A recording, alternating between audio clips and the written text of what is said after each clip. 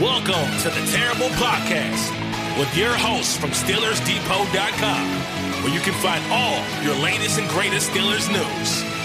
It's Dave Bryan and Alex Kozora, always lit, talking Steelers. And now, here's Dave and Alex.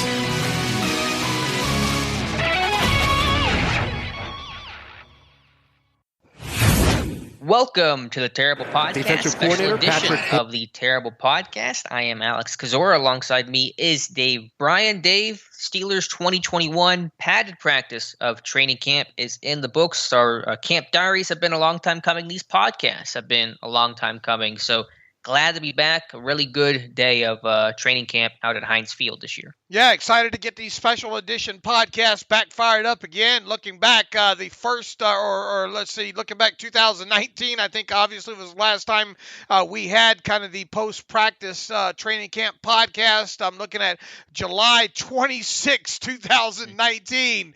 Well, obviously, I feel like I was a young man back then. But obviously glad to have these back. Glad, you're probably thrilled to get back watching training camp practices again. And especially with today being the first padded practice at Heinz Field. Absolutely. It was definitely overwhelming, and I admit I felt a little rusty just because it was first day of camp for us being out there, open to the public. Good crowd on hand at Heinz Field today, and then you're in pads. You got backs on backers, 7 shots, full contact run session going on. So a lot to talk about. Obviously couldn't get to everything, couldn't focus on every single aspect of practice today, but we'll go through what we have, and we'll start here, Dave, with the injury report, and hopefully we have some more information on a daily basis. And actually, before I do that, I should give a big shout out to our sponsor first. That's Touring Plans, and Len Testa's been a really good friend of us and the site for many years now. So if you're planning a trip to Disney, that is the company you want to talk to and go through to kind of make that as painless of an experience as possible, so you don't have to worry about all the individual parts of travel and making sure you're doing things right to have the best trip possible for your trip to Disney. So contact Touring Plans at touringplans.com, and a big shout out to them for being a continued sponsor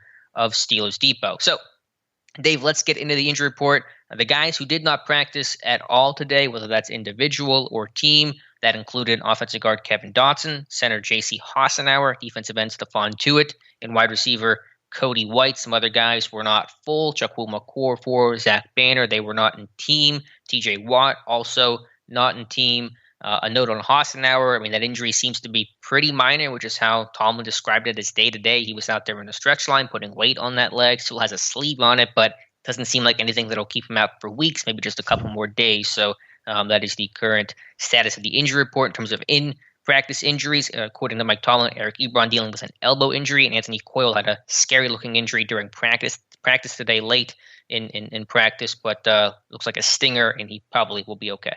Yeah, that's good news there. No, it doesn't sound like serious injuries. I know Tim Rice, who back taking photos again for the site and all, has a picture of him of Coyle kind of laid out there and being attended to. But I think, as you said, he was able to get off under his own power. And as you said, Mike Tomlin described that as a stinger after practice. There, it doesn't sound like the Ebron. I think he called it elbow discomfort there after practice, so it doesn't sound serious there. And I guess the only other note is the other kind of guys that they're kind of easing back into things, right? Chukwuma Okorafor, TJ Watt, who they really seem to be taking it very, very slow with, just make sure, have him properly conditioned. And also Stephon Tuitt, who obviously missed a lot of the offseason there due to the tragic death of his brother and all like that. So sounds like they really taking it easy with a lot of those guys, at least early on.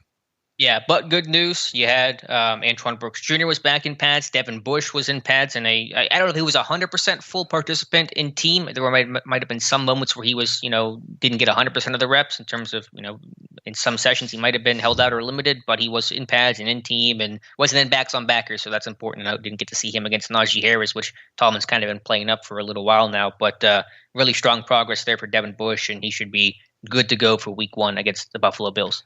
Real quick before we start getting into this thing with the two guys, obviously Devin Bush and Zach Banner, which one seemed to be the most active? It almost sounds like Bush has been a little bit more, or at least today was a little bit more active than Banner was. Is that kind of what you observed, or no?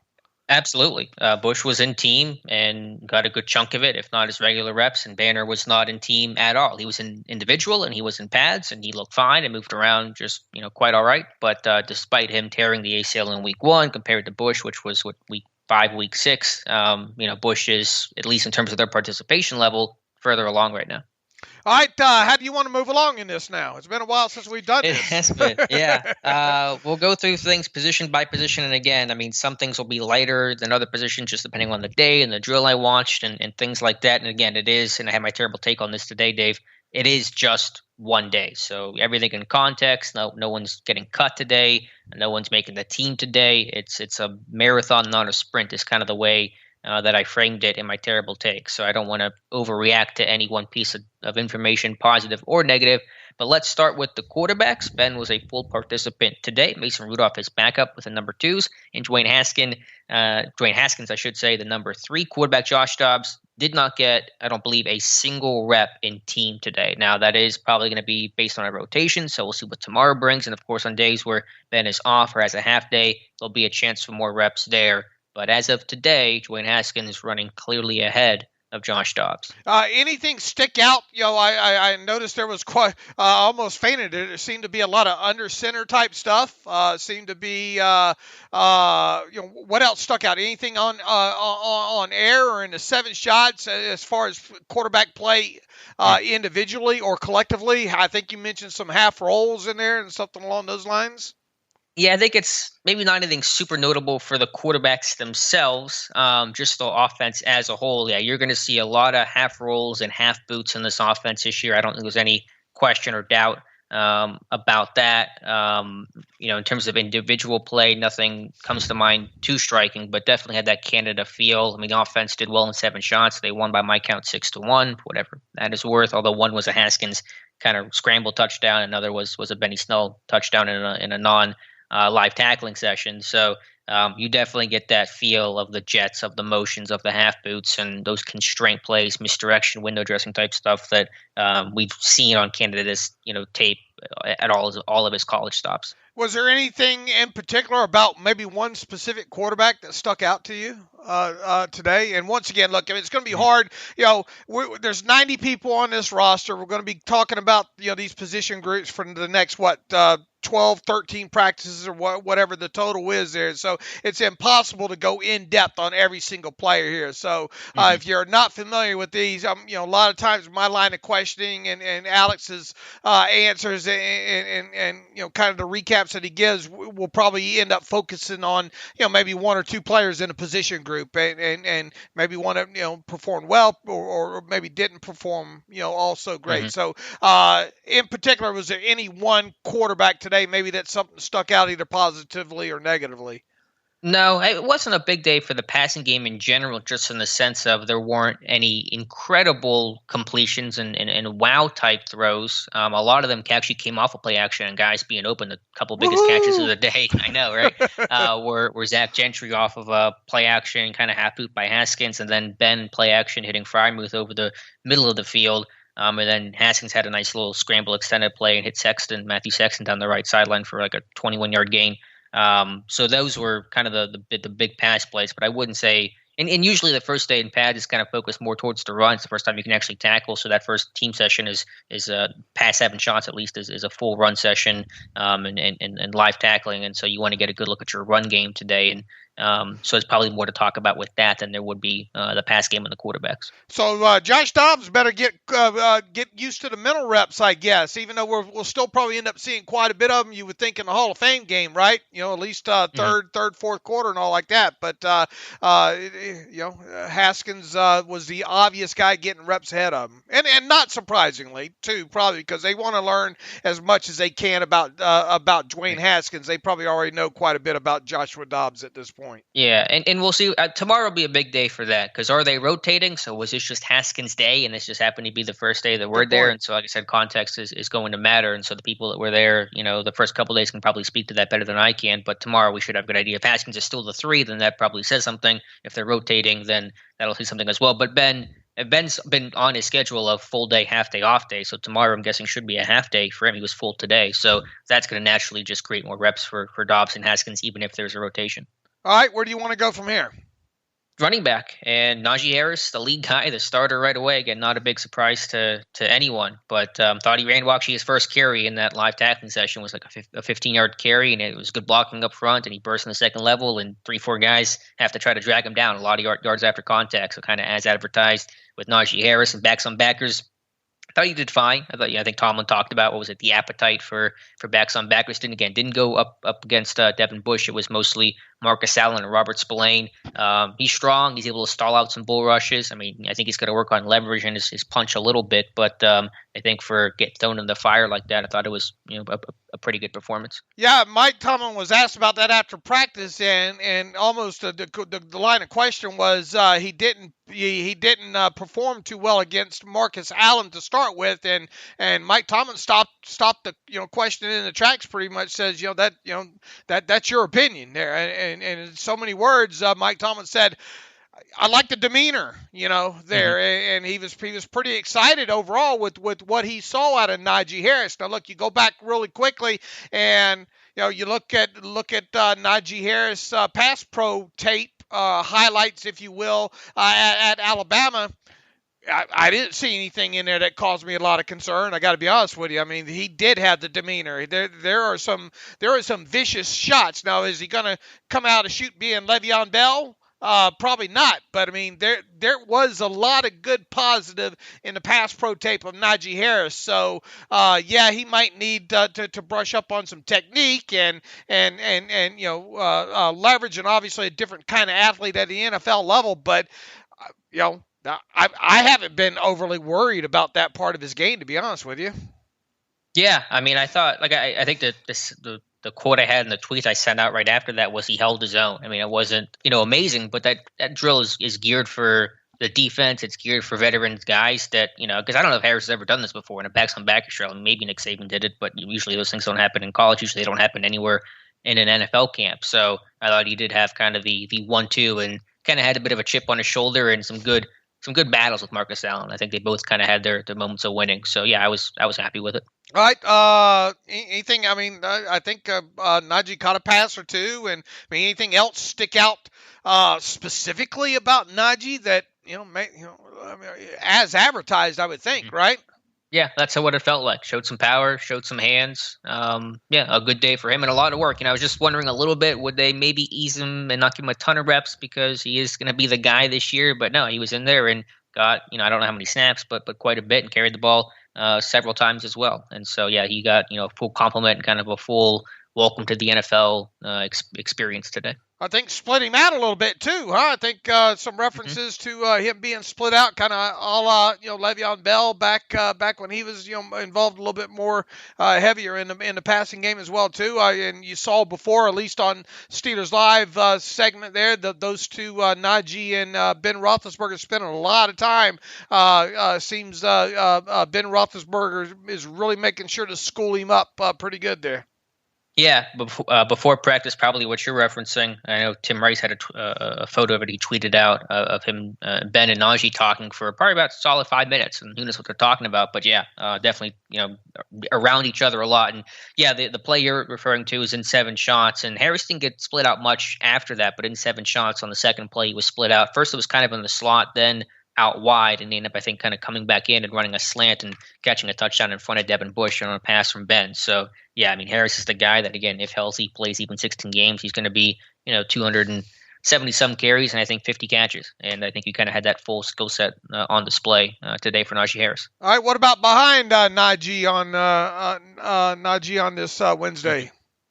Yeah, I thought in backs on backers, the best offensive guy to me was Kalen Ballage. I thought he did a really good job. Now, his battles probably weren't as tough as Najee Harris's, who's going against, Marcus Allen and Robert Spillane. Ballage is facing guys like, I'm trying to think here, like Jameer Jones and players like that. But I thought Ballage had the best base and best strength and just kind of won the most overall and the most convincingly. So I remember back at the Senior Bowl, my first Senior Bowl was Kalen Ballage's year coming out of Arizona State, and he had a really good day in backs on backers, and so I think he's a good pass pro guy overall. McFarland was the backup running back in team today. Thought he ran fine, created, and definitely going to be used in that Canada way in this offense as someone who's going to be a little gadgety. And, I don't want to we say this every year, so we'll say it again, though. But could Pony actually be part of this offense? Or a ton of 2 running back stuff where Harris would be in the backfield, McFarland would be split out, and then he would motion across. And so I think we'll see some of that. And it's kind of obvious, though, the thing you're going to talk about is it going to be that red light thing? Because after the 4th or 5th time they did that today, had McFarland split out.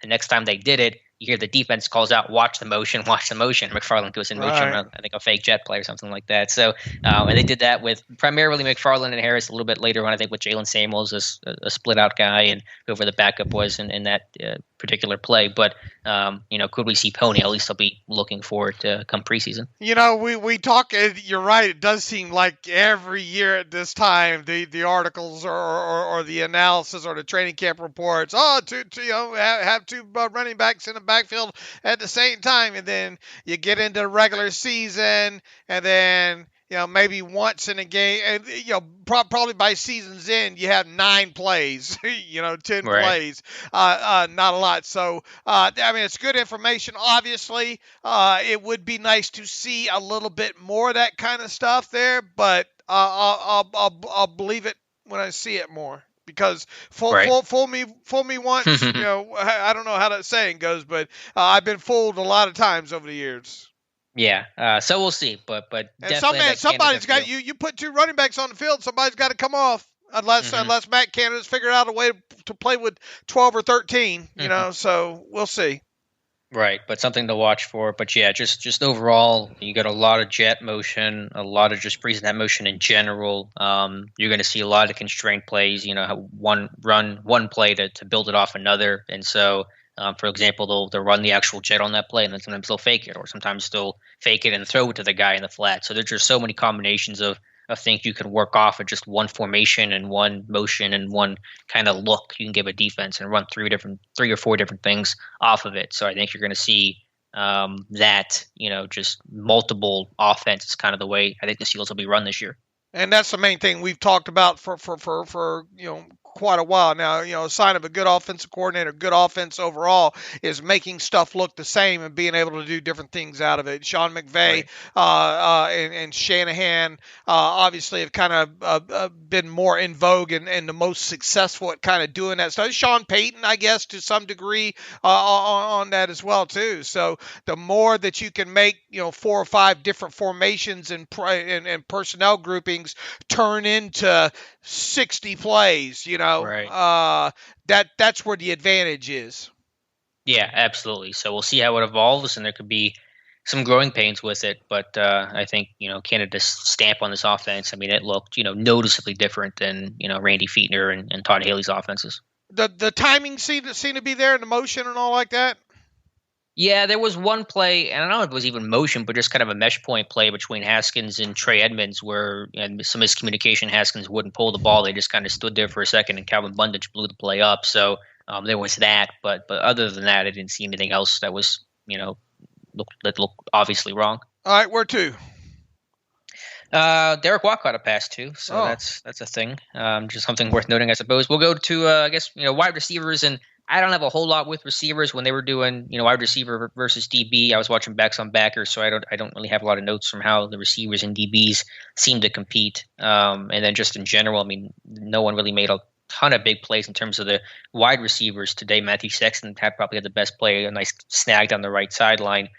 Other than that, he can one of the things that stuck out on his tape was the fact that for his size, he did a good job of making plays more than 15 yards down the field. That was one of the biggest things I think that stuck out to me with Matthew Sexton's tape was, man, for such a small guy, he sure can make plays more than 15 yards down the field. Yeah, he's really good straight line. Like he ran, I think, low 4.4s or 4.3s or something coming out. His lateral times, some of his agility and shuttle times were pretty poor. But another guy that can be using some of the jet plays and I think has some really good straight line speed. So his take is obviously going to be coverage ability, which he can do. I think he had 14 tackles one year at Eastern Michigan. So that'll be his path. But I did have a nice catch down the right sideline, kind of on an extended scramble-ish play today from Dwayne Haskins. And other than McClay, he's like 5'11". He's like the second shortest, I think, wide receiver on the roster, isn't he? That sounds about right, because that's generally a taller group. Yeah, you're probably right about that. I mean, how does he? Is it? I don't know. I guess Deontay Johnson's probably right Yeah. around same size or whatnot. But I mean, just the thing that stuck out to me, like I said in his Eastern Michigan tape, was man for a guy his size. I mean, there's not much to him either. He's goes like 178 or something like that as well too. So it just that stuck out to me. Other than look, I mean, we know who really these top five are. I mean, Ray McLeod, I guess. So we still what we saw last year. I mean, for the amount of touches that he had, there's still probably a little bit to learn about him, but guys like Claypool and Washington and Juju and Deontay got a good feel for. So we're probably, the reports, these training camp reports, other than maybe a big play, contested play, or maybe someone like Claypool stacking somebody on the outside, probably not going to be a lot of talk about those guys. I guess my main question with that group would be is, and maybe it is Sexton, but of the non-top five guys, which wide receiver would you say had the best day, stuck out the most? I mean, it's a good question. I don't think anyone really stuck out. Even the top guys didn't really stick out in any sort of super meaningful kind of way. I mean, I guess Sexton for that catch, but I think it was probably a low bar of other guys to compare that to on day one. And again, today just kind of had more of that run-focused session to it. What did McCoy's 7 shots touchdown catch look like from, I think, Mason? Yeah, let me go through my notes here and actually see, because I'm trying to remember off the top of my head what that was. It was a pivot route, actually. It was a nice route from McCoy. Kind of, I don't know if it was in the slot, but it was kind of a more reduced split, and he ran a pivot route, and there was a shoulder blow from Marcus Allen, and McCoy hauled it in. Tyler Simmons, I think he got both feet down, had a nice catch on a red zone fade on the final play of 7 shots, at least made the catch. So those guys had some good moments as well. But again, it is just one day, and the games are going to matter more for those guys than even training camp action. All right, and you said Cody White got something going on with him where he was in shirt and hat today, right? Yep, did not practice at all. Don't see anything visibly wrong with him, but obviously there's something going on. All right. So that's the receiver group. The tight end group we can go to next. And again, Eric Ebron leaving some point with an elbow injury. Pat Freiermuth, Highsmith definitely, I think, welcomed him. Alex Highsmith welcomed to the NFL today with, some stuff in backs on backers, and definitely one play in run session, just shedding him and making the tackle on Najee Harris. And so, Freiermuth, he talked about that the real test will be when the pads come on. And he wasn't bad today. Had a nice catch on play action, kind of wide open down the field. But, definitely a guy that, is going to have to get used to what the NFL is like and what it demands. Yeah, not so worried about backs on backers when it comes to a guy like Freiermuth. I want to watch him block them base ends, though. So how many snaps did you get to see him actually be attached like that, and were you able to analyze his blocking any? He did it quite a bit. I mean, there was one decent rep in 7 shots where he kind of sealed the backside off on Highsmith to open up the touchdown for Benny Snell off left side. But, that first or second play in team drill in the run session, I mean, Highsmith just shed him easily and made the tackle on Harris. And so that's kind of a welcome to the NFL type moment for Freiermuth. So he was in line a lot, definitely did a lot of blocking, and, you got to make mistakes, get reps, and learn from them. So it's all a process. But, Freiermuth was a little up and down today, but, definitely – the goal is to make him that inline wide tight end. What about the 6'12" Zach Gentry? He was all right. I mean, he's obviously got to fight his leverage, and I think Ebron's talked about that, and I'm sure Gentry recognizes that as well. So sometimes he can get really tall, and there's a lot of surface area to hit with him. Had a nice catch on play action right side, and had a couple catches today. So I mean, that was just good for him to get involved in the passing game and get some plays downfield, a little bit of yak type of stuff with him. I still think Raiders the favorite right now for the number 3 job based on just being the best blocker of those guys. But, we'll have 4 preseason games to evaluate all that. Absolutely. All right. And then anyone else from tight end, I think that's, Dax Raymond had a catch or 2, but nothing super notable there. So offensive line. And again, now Zach Banner and Okorafor went through the early warm-up work before really practice got going. So they were in pads in that capacity. So when they were together, it was Okorafor, Coward, Green, Turner, and Banner were the 5, but then in team sessions, Okorafor and Banner did not practice. So you had Dan Moore Jr. be the starting left tackle and Joe Haig be the right tackle replacing Zach Banner. So that was your first team offensive line. In terms of the actual performance, Moore, again, had a bad rep versus Highsmith. Highsmith, I think, won the run session there with back-to-back plays of shedding first Freiermuth and then Dan Moore to make tackles in the backfield against Najee Harris. Kendrick Green had one bad snap with Ben under center today. It was bad exchange. I don't know who's at fault there. And I tweeted it out, and people, I think, were acting like I was trying to be super critical of Green. I'm just pointing it out there because it is something. Oh, you're a hater. We know Alex Kozora hater season is in focus here. Yeah. I just, you don't want those dead plays to happen. Yeah, I mean, obviously the play's wasted, and you don't want Ben getting hurt, and it is just something to note because it is an element they have to work on. And I know Ben had made the comment on that first day that there were no bad snaps, and today there was really two, because the next snap after that, Green kind of had it offline. Ben corralled it out of shotgun, so maybe it was in Green's head a little bit, and he had to kind of work past that mentally. But it's something worth watching, and hopefully it isn't an issue, and maybe it won't, but we have to track this stuff and to know if it is going to be an issue or not an issue. Coward's a big boy, isn't he? He is, but Cam Hayward's a bigger boy, and he was really moving Coward around a lot today, getting his pads, and that was both an O-line, D-line, and in team session. And, Coward's a work in progress. There's talent there. I think, he's kind of a lump of clay that they want to mold, but he's not ready to go against a guy like Cam Hayward yet. Are you surprised that he's up that high in the rotation already? I mean, with Dotson out and all, and I guess, you wouldn't think Hassenauer would. I mean, even though Hassenauer did play a little bit of left guard last year, right? Yeah, well, he's not practicing, so you're kind of short on bodies, and it could be if it's really him or Finney, because Haig's now starting at right tackle. So even if you wanted to kick Haig inside the guard, he's got to take those banner snaps. So I guess it isn't surprising overall with Finney wanting to get his reps at center and kind of compete with Kendrick Green. So there really isn't a whole lot of other guys to compete with Coward right now, although I think Coward was starting from day one, so they want to get a long look at him. Do you have the rest of the line rotations? Mm-hmm. Yeah, second team and team was Avante Collins at left tackle, Brandon Walton left guard, BJ Finney center, Anthony Coyle at right guard, and then John LeGlue at right tackle. Once Coyle went down, LeGlue kicked inside to right guard, and Chaz Green came in at right tackle. So Green's kind of odd man out, didn't look good in O-line, D-line. He's a guy that feels like his stay is going to be relatively short in Pittsburgh, if I had to guess. So who again? Chaz Green. Oh, okay, yeah. I mean, that tape. I mean, I can't. I mean, I can't make any. I don't have anything really positive on him as where it goes to him possibly even sticking on the practice squad, to be honest with you.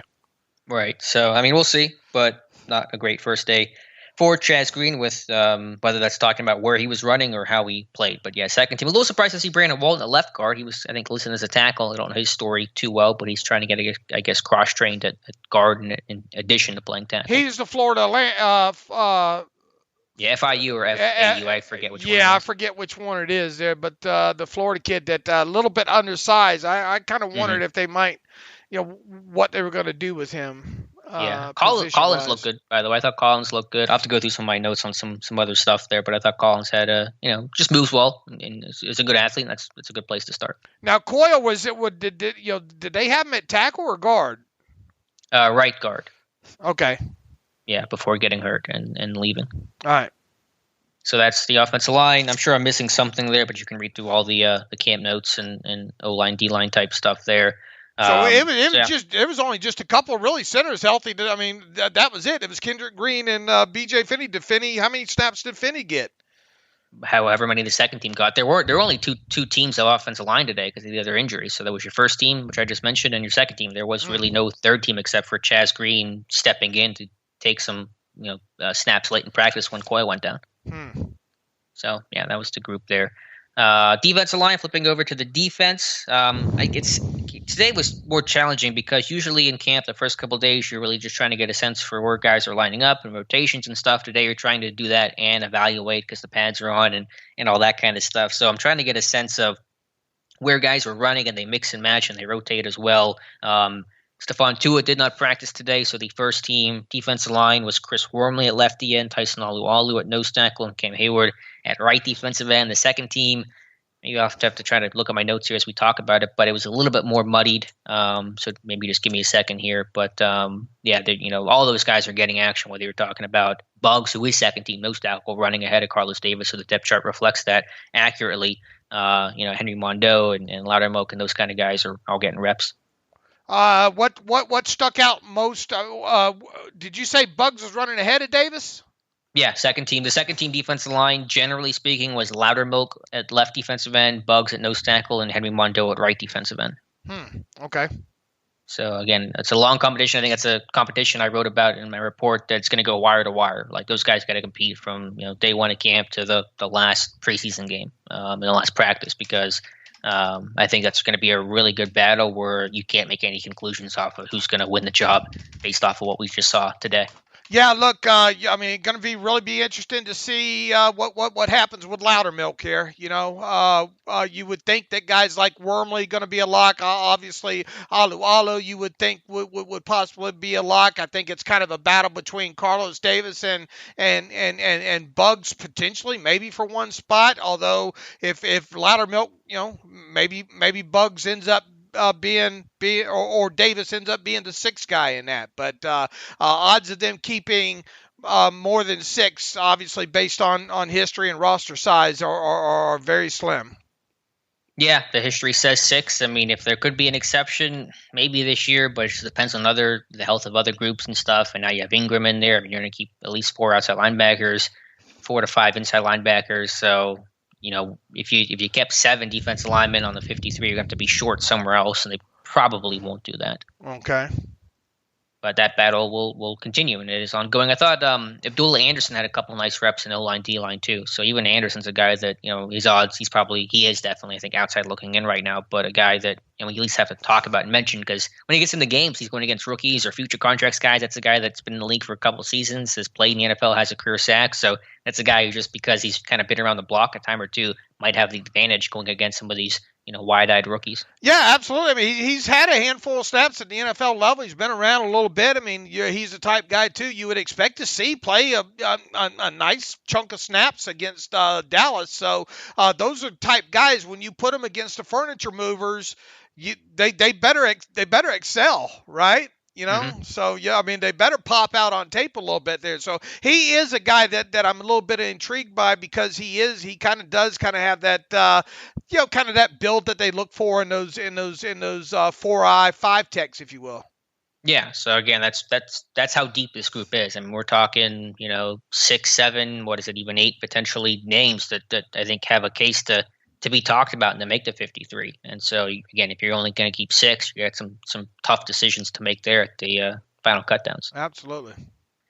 Outside linebacker, and I think the big winner of the day for me was Alex Highsmith. And again, there is some context worth pointing out. His best moves came against guys like Dan Moore Jr., Pat Fryermuth, rookies in their first padded practice. And so, I mean, it's not like he's going against veteran tackles or offensive linemen or someone like that, but he definitely looks bigger, stronger. That spin move is really effective, and so I think Highsmith, certainly just one practice in for me, looks like he can make a jump in year 2.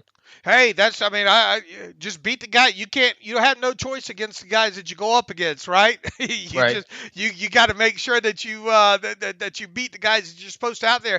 They have one of the fans had a couple of videos up there, and one of them is of Alex Highsmith beating, I think it was Dan Moore, with that spin move. First of all, he had him so edgy. I think Dan Moore jumped at first, and then they reset, and even Alex, I think, got a little bit of a late start there after resetting there, and set him up, pressed him to the outside, and then just used that spin move of him, just went right through the inside of him and all like that. So look, I think the biggest thing when it comes to he looks great, by the way, Alex. I mean, you just look at him, just the pictures of him. He looks like he looks like he made that jump from his second year body type, and and by no stretch of imagination did I think he was out of shape, but sometimes these guys, you do this thing long enough, you get these rookies and you get them into the second year, you say, oh, that guy looks like he looks like an NFL player now. He certainly looks like that. And I think the biggest thing that you and I have talked about him really is just having that full repertoire of pass moves and seeing if he can add speed to power and maybe a little bit of that bull into there this year as well too. Now, Mike Tomlin made sure to praise him, but it was kind of I don't want to say it was a backhanded compliment because he went out, he made sure to say his number and say he had a good practice and all like that, but he did kind of quantify it, said because of the guys that he was going against on top of it. But once again, as I just said, man, you can't control who they put out, against you in practices there. You just got to make sure you take care of them. And it sounded like, especially on a couple of run stops, I think Mike Tomlin specifically said along the lines there that did a good job at point of attack on a couple of those runs. And that was one of the other things that we had talked about, I think, about Highsmith was, man, really got to see him make some leaps and bounds, and holding up that edge over there on that other side against the run. So off to a good start, and we just hope that kind of stuff continues. I put out on Twitter earlier today, man, and just looking at some of the pictures and stuff of Melvin Ingram, man. Yeah. If that guy looks like he is built. Man, he looks good. And I don't know if it's the 8 or what, but just looking at some of the stuff that's out there, man, he looks really good. And if he stays healthy, man, the quality of this depth chart, this outside linebacker went from like a 6 to 11, if you ask me. Yeah, no, I was going to bring that up next. I think Ingram is just a really massive dude. You knew, on paper, he's listed at what, like 6'1". What's he listed at the Steelers website? 6'1", 250, 260? I'm not even sure what they list him at, but you knew he was going to be a stockier kind of guy. It's always been his build, something Woodley-like, but you see him in person, though, and just a super thick guy with a huge lower half, big calves and all that. So, and for Highsmith, a big thing for him in year 2, the thing I talked about the most was power, just getting stronger, and that'll make you more effective, speed the ball, as you mentioned, and just better versus the run. So power is going to help you out in every aspect of your job. And so, Highsmith and Ingram were running, first team today because TJ Watt was not in team drills, but I think both of those guys look good, literally. Excuse me, and then I thought with their play today, both were impressive. Once again, I mean, Ingram, boy, if he can stay healthy, man, and he looks good. And once again, we'll wait and see. Obviously, we'll get into the preseason, what kind of snaps and rotation and all like that. But man, that I couldn't help but think, because that's something that we talked about all off season, man. They had to get some depth on that depth chart of that outside linebacker position there, and Ingram certainly seems to be the ticket. Once again, if he can stay healthy and give them 500 snaps or 450 snaps or whatever, that's going to be key to keeping those guys fresh. And if Alex Highsmith makes that kind of that second year jump, they should be in good shape along that entire defensive line, not just outside linebacker. And there was one rep today where Ingram was lined up over center, over the A-gap, and kind of bounced around a little bit. So some of that stuff we saw in his Chargers tape, they were at least, I think, playing with a little bit here in Pittsburgh. Right, and kind of a weird, we haven't really addressed that too terribly much. Keith Butler, I don't know, sometimes I think Keith Butler means one thing and says another thing as far as stats, but that's something that you're more likely to see, or that the Steelers used in earlier downs, right? Yeah, the way they used their 3-5 last year with 3 outside linebackers on the field was against primarily Baltimore, and a lot of those run-heavy looks where Edmonds would come off the field and they would put an inside linebacker basically right in that A-gap just to, create that penetration at the point of attack in the middle of the offense to just try to clog up a gap and maybe bounce a play. So I know Keith Butler would seem to imply that he would only use that in passing situations, but based on what they did last year, at least, it would come in against more run-heavy teams and on first and second down. All right, where to? I want to mention with the outside linebackers that Quincy Roche running third team. So second team was Cassius Marsh and was it Jameer Jones. And Marsh, I thought, had a good day, setting the edge against the run, a couple of wins against tight ends. Granted, I think got some play action type stuff, but he was getting a decent amount of pressure today. So early on, again, it is early on, I think Marsh has the upper hand on Quincy Roche. Okay. Off-ball linebacker, don't have a ton to note there. You did say Bundage was working with that group. That's something that you and I kind of wondered the other day when they made the move back and brought Bundage back. I think I asked, how are they kind of viewing him? Because he, edge, quasi, they used him kind of both ways at Miami, and you said it looked like he was using them a lot off-ball today. Yeah, he was off ball. He played both at Oklahoma State, but I keep saying Miami, Oklahoma State. Yeah, Oklahoma State. I'm sorry. No, it's all good. He was off ball today, so I think it's probably better just to kind of thin and lanky to be an edge kind of guy. He's like 220 pounds. They had Jones and Jarvis Miller and Jameer. I always get those two guys mixed up. Jarvis Miller and Jameer Jones are both edge guys, at least how they're working today. Bundage off ball. But yeah, just glad to get Devin Bush on the field in pads, and he moved well and looked fine to me. So that was all well and good. He started next to Robert Spillane, of course. I think second team actually was Marcus Allen and UG3, and then third team was more Buddy Johnson and I think Calvin Bundage. I have to go back on some of my notes, but that's how they were running today in practice. All right. For the cornerbacks, what do I want to go from here? I thought Cam Sutton I think Sutton's and Chase Claypool have seemed to have some really good battles here in camp so far. I believe on Sunday, a reporter asked Tomlin about a breakup that Sutton had on Claypool on a red zone fade. They went back to that well today, and Sutton broke it up again. A really nice shot to high point, and obviously Claypool's twice the size of Cam Sutton, so Sutton's being really competitive in those moments. So that was good to see. It looked like Arthur Millette was getting first-team slot work today. And we talked about Antoine Brooks some, but it felt like Brooks was the backup today with Millette getting first-team snaps. Brooks said he's lost quite a bit of weight, too. Does he look? Of course, I didn't get to see him last year. Right, yeah, that's right. So, I said this in my terrible take the other day, talking about the 5 guys that I'm most kind of interested to learn about from you and during the preseason there, and a lot of those guys obviously second year guys, and it was non-rookies because everybody wants to learn about the rookies, right? So I went non-rookies there, and I think 4 of those guys were second year guys, and a lot of them primarily too because we just did not get to see a lot of them on the football field last year, and obviously didn't get to learn about them during training camp and the preseason there. And Antoine Brooks was obviously especially with all the hype this past week about talking about how he's probably going to start the Hall of Fame game, and they're going to probably give him every chance whatsoever to win, to win that nickel spot there.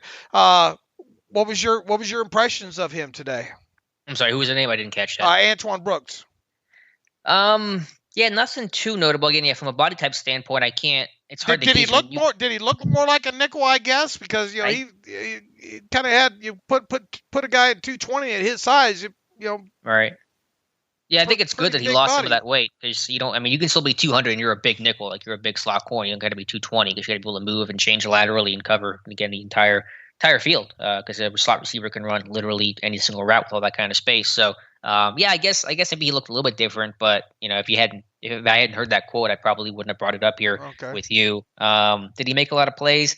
I don't think anything really notable, but and Tim had said this because he was watching more receivers, DBs than I did. He thought Millette did a really nice job in receiver DB, and that's obviously a drill that's very much geared for an offense for the receiver to win. So any DB that kind of stands out there is notable. So I think that's at least worth talking about. I think Millette could be a good slot corner in the sense of he's physical and he's a little bit more shifty than an Antoine Brooks. So really, overall, that's something that we're just going to have to sit and watch and wait play out. Really, yeah, I agree. And I think the further we get into this and we into these practices, you start seeing that rotation.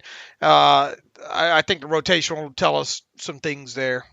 Right. And it seems like they are rotating because Brooks, I think, started camp there, and Tomlin said Brooks will start in the slot in the Hall of Fame game. I guess we'll have to see if that holds true, but we'll believe it right now. So I think there'll be a rotation there, just as there probably would be at a quarterback between Haskins and Dobbs. All right. The other, how my boy James Pierre? He make some plays today. Stick out any at all today?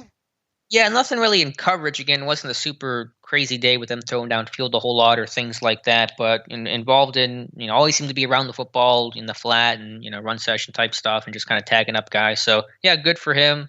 He was second team right corner, I believe, and Justin Lane opposite at left corner. They mixed and matched. At one point, actually, I think they were in dime. They had Joe Hayden in the slot. They had Sutton in I think dime, and Hayden blitz too, so that was a tip-off. And they had Pierre and Lane on the outside, I believe it was. So it's hard to kind of watch some of that stuff and take it all in, but some interesting rotations and kind of mashups there. I would say two other corners that stuck out with kind of some impact plays was Stephen Denmark and Mark Gilbert. Both had breakups today and using their size and their length to play the pocket and break up passes. So it's always good to see those guys kind of play to their size and use that pretty rare length that both those guys have to make plays on the football. Yeah, Denmark's another guy we really just don't know. That's a Valparaiso kid, right?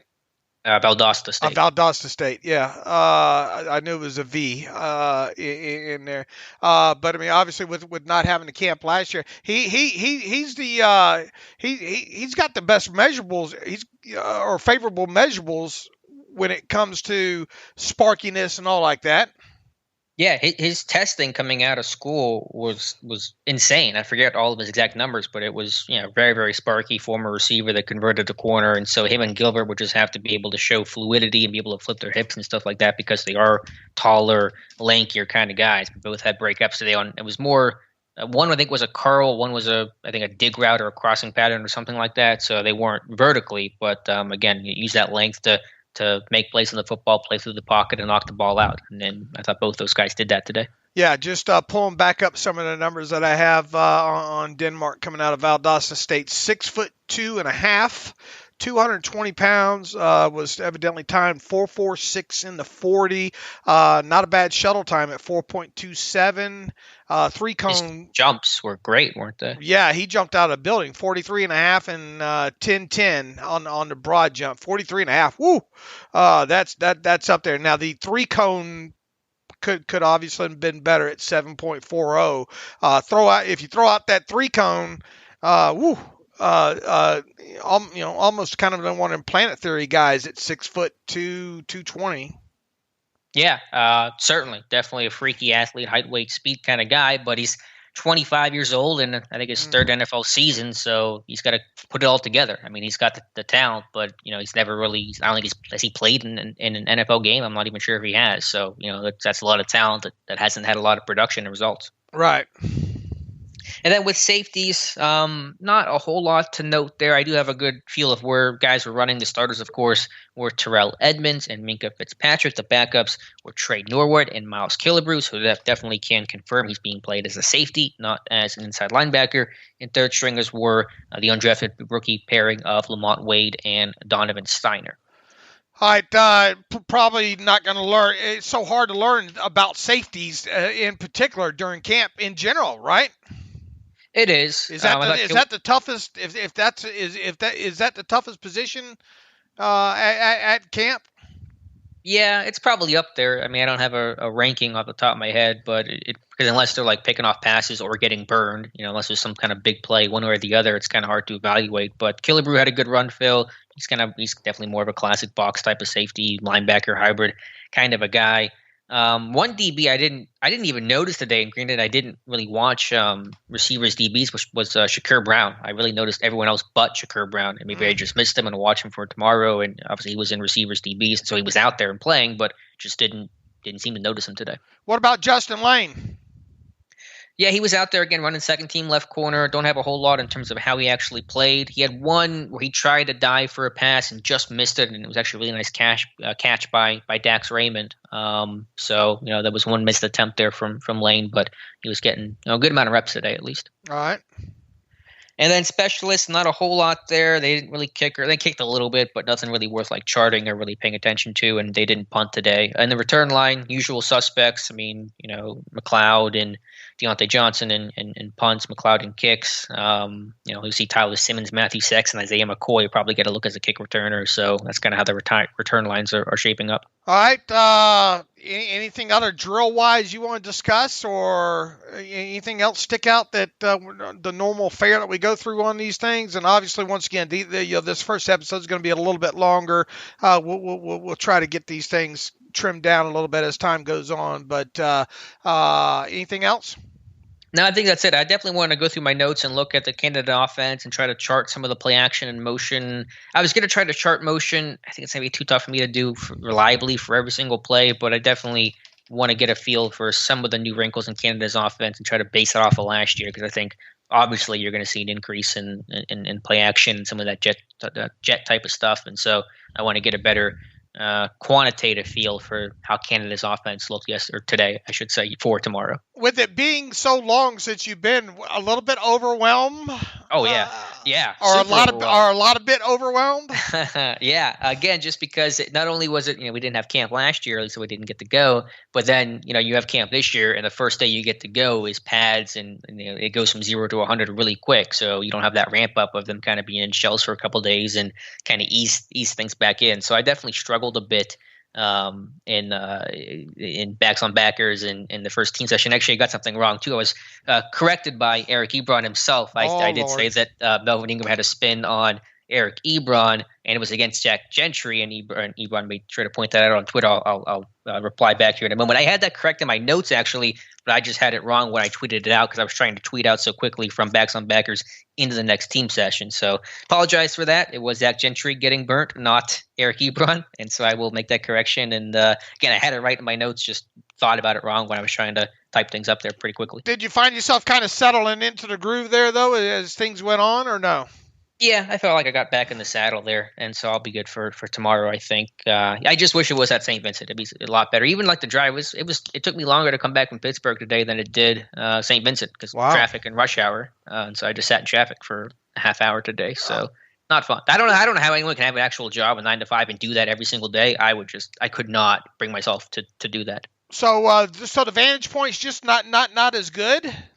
Well, the vantage point I think was fine. I just like the college feel, I guess, of St. Vincent, and I just kind of, I don't know, maybe just because I'm more used to it, and I hate change. I'm very much just keep everything the same, but I would personally prefer St. Vincent College. Okay, all right, and I would think that what do you got coming on the site in the morning? So kind of a daily thing to look for or something like that, or? Yeah, hopefully that, and then I want to again try to quantify some of the play action. I should note, I mean, the play action rates for the morning, they're going to be high, but usually they are high in these run sessions because it is so run focused that if you're going to pass the ball, you're going to be under center and run play action. And so I might want to do a deeper dive into trying to compare some of those numbers. But you saw a lot of play action today, a lot of boots, a lot of constraint plays, a lot of that kind of classic feel for a Matt Canada coached offense. All right.